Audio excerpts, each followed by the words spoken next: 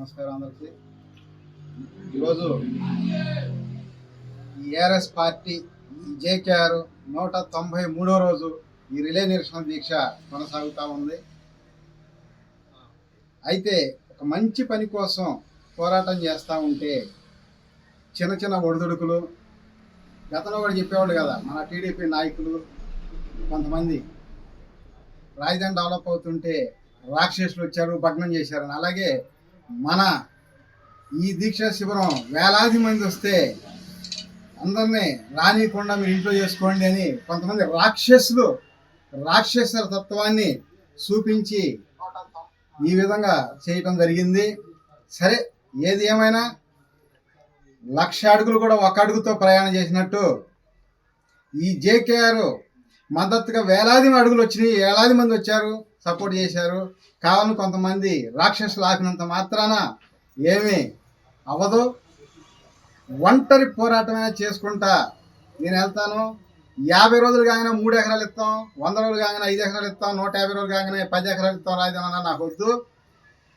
రాజధాని రైతులకి, రైతు కూలీలకి న్యాయం చేయండి అని చెప్పి నేను ఒకే మాట ఉన్నా. ఎందుకంటే రాముడు బాణం లాగా ఒకే మాట ఒకే బాణం టైపులో ఉండా.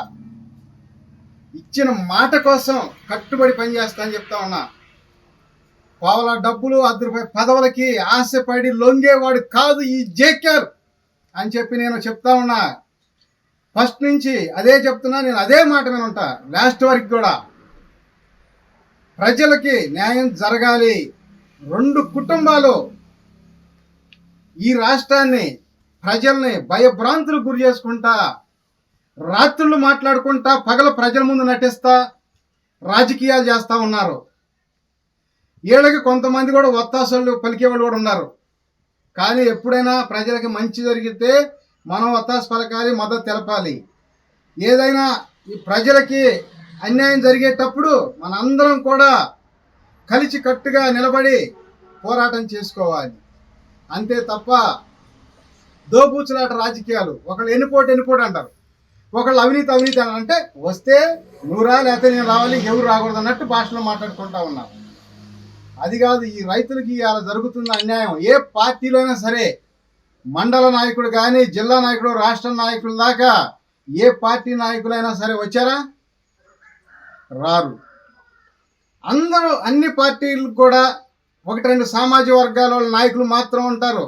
ఉండి ఎలక్షన్ రాగానే ఇటో అటో పోటీ చేసుకొని గెలుచుకుంటారు. ఇదే చేస్తున్నారు తప్పితే ప్రజలకు అన్యాయం జరిగినప్పుడు మనం నిలదీద్దాము, ప్రజలకు సపోర్ట్ చేద్దాము అనేవాళ్ళు ఇలా రైతులు ఏంటంటే ఎంత బాధపడుతున్నారు. 12 సంవత్సరాలు అయింది రాజధానికి భూములు ఇచ్చి రైతులు. ఏమన్నా డెవలప్మెంట్ ఉందా? సరే చేసామంటున్నారు, చేశారు. రైతులు ప్లాట్లు డెవలప్ చేసి ఇచ్చారా? ఇలా మళ్ళీ సెకండ్ పూలింగ్ అంటే మీరు మళ్ళీ గెలిస్తే సెకండ్ పూలింగ్ తీసుకుంటామని చెప్పారా? చెప్పలా. ప్రతిసారి అంటే ఫస్ట్ గెలిచినప్పుడు ఫస్ట్ తీసుకున్నారు, ఈయన రెండోసారి గెలవని 3 రాజధాని అన్నారు. మళ్ళీ ఇప్పుడు మీరు రెండోసారి గెలవని సెకండ్ పూలింగ్ అన్నారు. అంటే మళ్ళీ రేపేం చేయాలి? 3ఓసారి గెలిచినాక మళ్ళీ 3వ పూలింగ్ అని చెప్పి మన సత్యనపల్లి అవతల దాకా తీసుకుంటారా? లేకపోతే మాచర్లా తీసుకుంటారా? హైదరాబాద్ అయినా కొన్ని రాజధానులు అన్నీ కూడా పూలింగ్ తీసుకుంటే డెవలప్ అవ్వాలా. ఎవరంతకాలు డెవలప్ చేస్తే అయింది. 1,00,000 మందికి భోజనాలు ఉండి నేను ఒక్కడనే వడ్డిస్తానంటే ఎప్పుడైద్ది? అది అయ్యేది కాదు, ఇది కాదు, ఇక అంతే ఆగిపోయింది. అందుకని ఏంటంటే మీరు ఫస్ట్ తీసుకున్నారు, అయిపోయింది. ఇకనైనా సెకండ్ పూలింగ్ తీసుకోవాలండి, ఆపేయండి. లేదు నిజంగా మీరు తీసుకొని అమ్ముకోవాలనుకుంటే నేను ఫస్ట్ నుంచి చెప్తుంది అదే. ఎంతన్నా కానీ 1250 గజంతో పాటు రైతులకి డబ్బులు ప్రకటించండి. మీరు ఎన్ని ఎకరాలు అడిగితే అన్ని ఎకరాలు ఒక్క రోజులో అప్పచెబుతారని చెప్తున్నాను నేను. లేదంటే ఇప్పటికీ 8 నెలలు మీరు ఏప్రిల్ 14 నుంచి స్టార్ట్ చేసి మన 2025 ఏప్రిల్ 14 నుంచి పూలింగ్ అన్నారు. ఇప్పుడు 8 నెలలు దాటిపోయినా కూడా అవ్వదు. ఇది అయ్యే క్వశ్చనే లేదు ఎటువంటి కూడా. ఎందుకంటే ఫస్ట్ పూలింగ్లో వాళ్ళు ఇచ్చి ఎన్నో ఇబ్బందులు పడుతుంటే మళ్ళీ సెకండ్ ఇవ్వండి అయ్యా అంటే ఎలా ఇస్తారు? ఆలోచన చేయండి. నోటికి రుచి తగిలితే మళ్ళీ తినడానికి వస్తారు. కాళ్ళ మీద దెబ్బలు కొడతా ఉంటే ఎంత లెక్క నడుస్తారు, ఆడికి వస్తారు చెప్పండి. అన్నీ చూసి కూడా మీ స్వార్థాల కోసం ఏదో ఇవ్వండి అంటే రారు. అందుకని నేనైతే రైతు కూలీలకి నెలకు 10,000, రైతులకి ఎకరానికి ₹1 కోటి ఇవ్వమని అడుగుతున్నాము. ఎంత ఇస్తే రైతులు మళ్ళా వచ్చి మీకు పొలం ఇస్తారో చెప్తా. ఒకసారి కలవండి. ఏ పార్టీ వాళ్ళు ఏమన్నా బీసీలు అని చెప్పి బీసీ దగ్గర రావడం నామోసా? అంటే బీసీల పార్టీ ఎస్సీ బీసీల పార్టీ దగ్గర రాకూడదా? ఎస్సీ ఎస్టీ బీసీ మైనార్టీలు మా ఓట్లు అయితే కావాలి, కానీ మేము పార్టీ స్థాపించినా కానీ ఏదైనా దీక్ష స్థాపించినా కానీ మా దగ్గర మీరు రారా? అంటే మేము అంత కానోళ్ళమా? నేను బీసీ మైనార్టీల ఓట్లు మేము వేసుకొని మా పరిపాలన మేము చేసుకుంటాం. మీరు ఓటుకు రావద్దు. ఇలాగే నిలబడి ఇదే పట్టుదల నిలబడండి, చూద్దాం. ఆ ధైర్యం ఉందా మీకు? మేమైతే రాము, మీ ఇళ్ళకి రాము ఓటుకి, మీరు కూడా రావద్దు మా ఇళ్ళకి ఓటుకి. ఇది ఛాలెంజ్ అనమాట.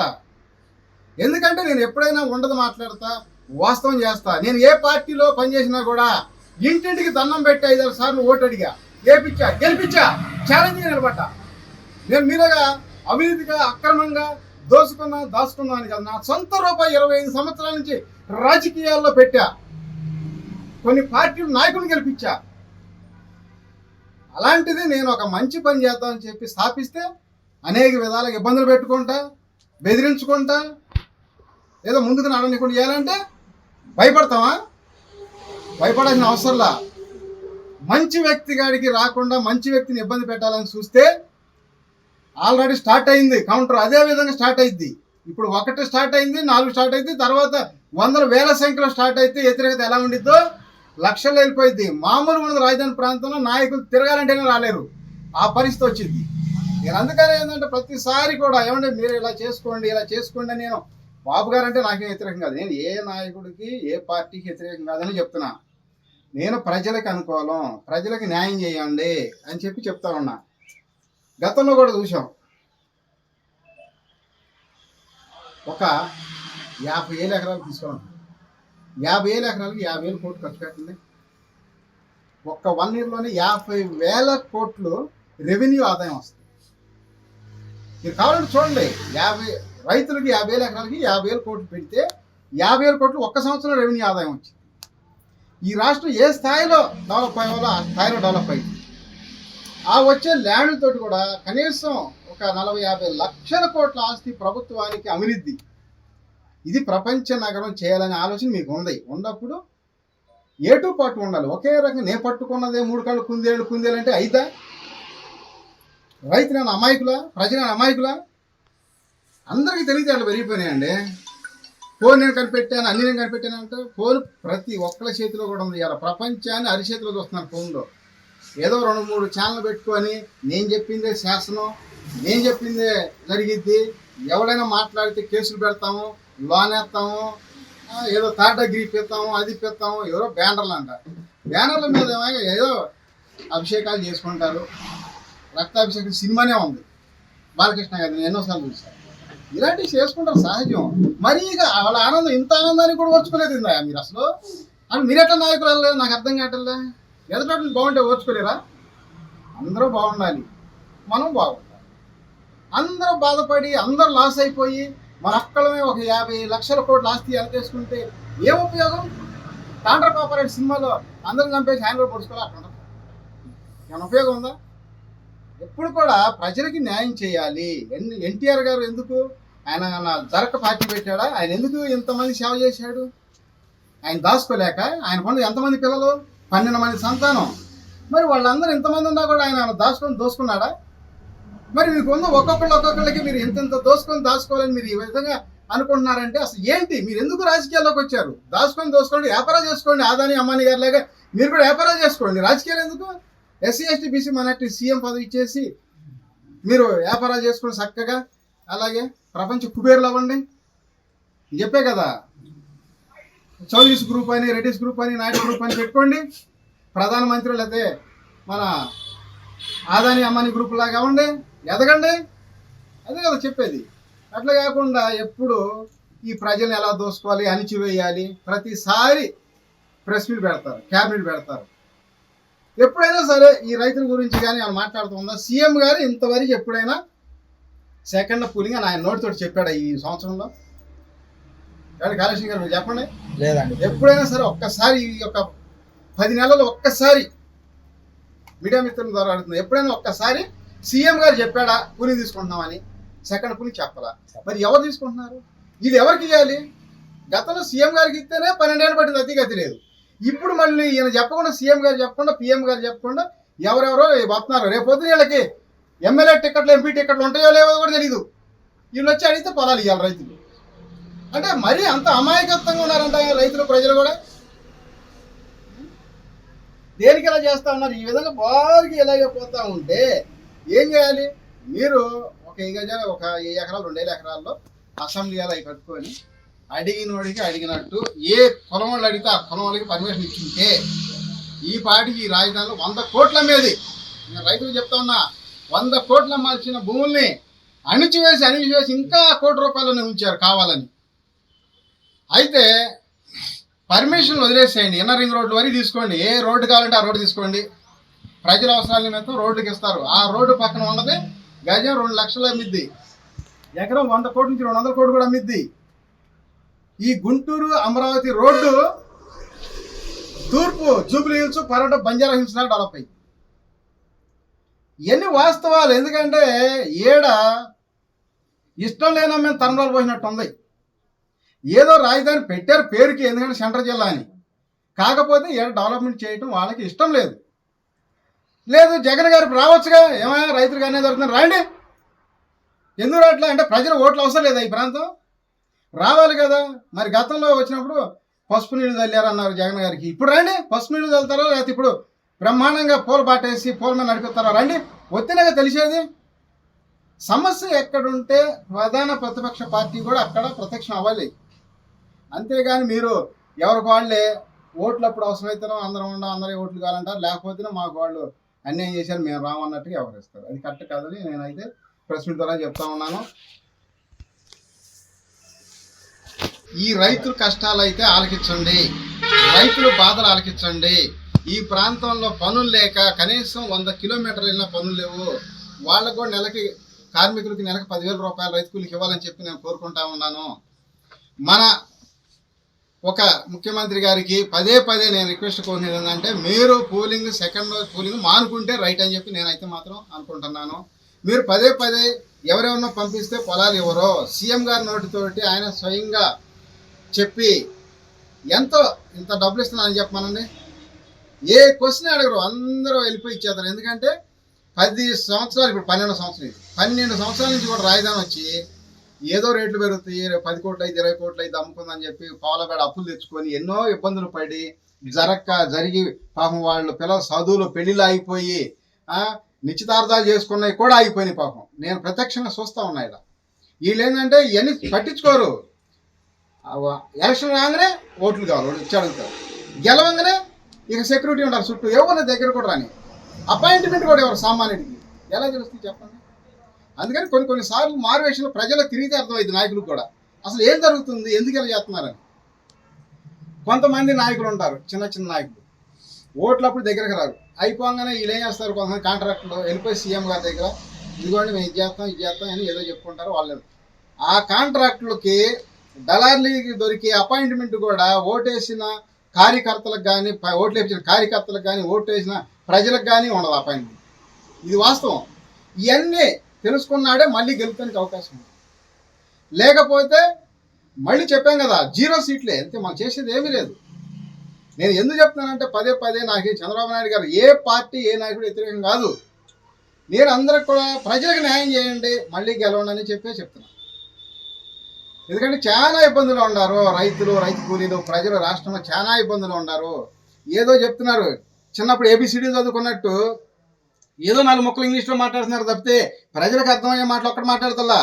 క్యాబినెట్ చెప్పుకుంటారు, క్యాబినెట్ మీటింగ్ అంటారు, లోన్ ఏం చెప్పుకుంటారు, బయటకు వచ్చి ఏదో ఆడ 1 లక్ష కోట్లు వస్తున్నాయి, 2 లక్షల కోట్లు వస్తున్నాయి అంటారు. ఏమొచ్చింది, ఎక్కడికి వచ్చింది చెప్పండి, పెట్టుకోండి, ఎక్కడికి ఏమీ రాలా.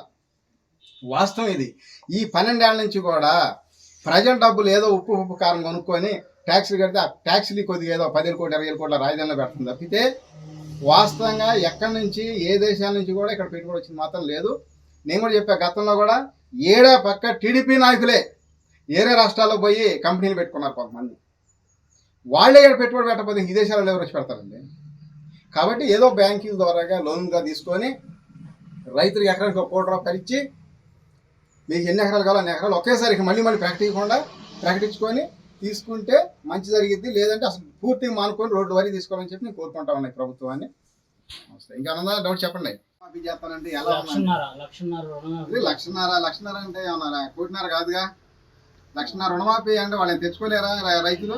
రాజధాని రైతులు స్వచ్ఛంగా 60 ఎకరాలు ఇస్తున్నారండి. నిన్న 60 ఎకరాలైనా 4 ఎకరాలైనా ఇవన్నీ కావాలని ఏదో ఎప్పుడు వాగులు కొనుక్కున్న వాళ్ళు ఎవరన్నా ఎకరాలు ఇటే కానీ ఎవరు ఇచ్చేవాళ్ళు లేరు. ఇవన్నీ కూడా ఏంటంటే కావాలని వాళ్ళంతా కూడా సృష్టించుకోవడమే. నెక్స్ట్ సీట్లు ఉంటాయో లేదో అనే వాళ్ళు పంపిస్తున్నారు. అదే కదా చెప్పింది. ఎంపీ ఎమ్మెల్యే సీట్లు నెక్స్ట్ ఉంటాయో లేవో అలాంటి వాళ్ళు పంపించి పొలాలు తీసుకుంటున్నారు. రేపు సీఎం గారు ఫస్ట్ పోలింగ్ తీసుకుంటేనే ఇంతవరకు అతిగతి లేదు 12 ఏళ్ళు అయినా. ఇక వీళ్ళు తీసుకుంటే ఎవరిని అడగాలి? ఇవన్నీ వాళ్ళు కావాలని ఒక స్కెచ్ ప్రకారంగా పనిచేస్తున్నారు. చెప్పండి. కౌలు రైతులు కూడా చర్చలు జరుగుతున్నాయి సార్. అది సీఎం దగ్గర అదే సీఎం గారు నోటితో స్పష్టమైన హామీ వచ్చేంత వరకు కూడా ఏ రైతు కూడా ఎక్కడ ఇవ్వకూడదని చెప్పి నేను చెప్తా ఉన్నాను. సీఎం గారు నోటితో ఆయన స్పష్టంగా రైతులకు హామీ ఇవ్వాలి. ఎకరానికి ₹1,00,00,000 ప్రకటిస్తేనే 250 గజాలు ప్రకటిస్తేనే పొలం చేయండి, అప్పుడు దాకా ఇవ్వద్దని చెప్పి మేము ఆశ చేస్తాం.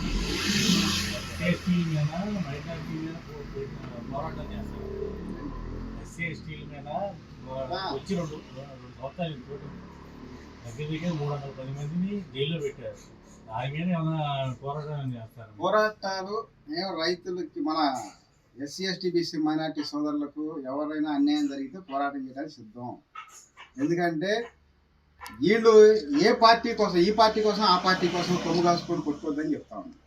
మీరు డైరెక్ట్గా ఇండివిజువల్గా ఆలోచించేసి మనం ఎవరో పార్టీల కోసం ఎందుకు కొట్టుకోవాలి? మన పార్టీ కోసం మనం కొట్టుకున్నాం. ఎస్సీ ఎస్టీ బీసీ మైనార్టీలు ఇంతమంది పార్టీలు పెడుతున్నారు.